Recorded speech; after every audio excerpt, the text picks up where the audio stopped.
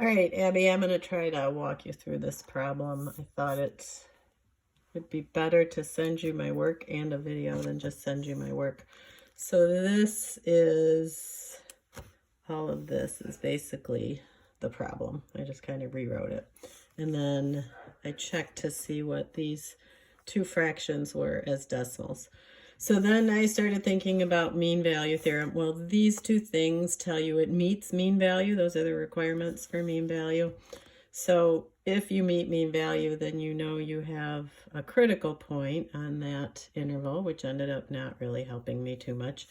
You also know that the derivative at a value in this interval is going to be equal to the algebra 1 slope. So that ends up looking like this. I didn't show you how I got this, but this is, I'll show you how I got that. So the derivative at this value on the interval is equal to, oops, if the interval is, if C is between A and B, then this is the derivative at C, and the algebra 1 slope would be this. So I just took this and multiplied both sides by B minus A, and I got this. Now, if you look at this, that is, where is what we're trying to show? We're trying to show this f of 2 minus 1 minus f of 2 is between these two numbers. Well, 2.1 is our B, 2 is our A. So this right here is the same as all of this. So what I want to do is solve for this side. Okay, so I need the derivative of my function. And to take the derivative of this function, that's going to be implicit. So here is my derivative. Here's my function. Here's my derivative. I'll just let you pause that and check that, see if you can remember how I came up with that. And then remember, the derivative is the derivative of y with respect to x. So now I want to solve this for dy dx.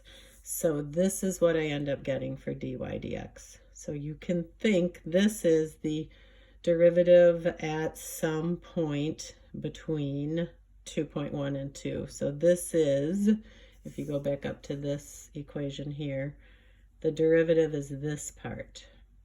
So now I want to take this and multiply it by b minus a.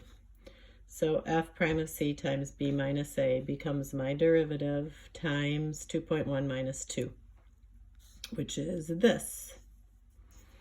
Okay, now I looked at this and I thought, well, I know I'm trying to sandwich this between these two values, 1/15 and 1/5. The only thing I know for sure is that the sign of y is always between -1 and 1. We always know that about sine and cosine. So then I just took this inequality, and to all three parts of it, I did 2 minus the number, and then I put it all over 0.2. So basically, I want to make this look like this. So in order to do that, I have to do it to all parts of this inequality. So this is what it looks like when I do it to all parts of that inequality. And then, lo and behold, what I get over here on the left is 0.06. What I get over here on the right is 0.2, and that is the same as 1/15 and 1/5. So I have shown that f of 2.1 minus f of 2, which is the same as this because of mean value. So what I ended up showing was that this was between 1/15 and 1/5. Hopefully that helps. That's a tough one. If that was a multiple choice, that is not a 2-minute problem. Okay, that's all.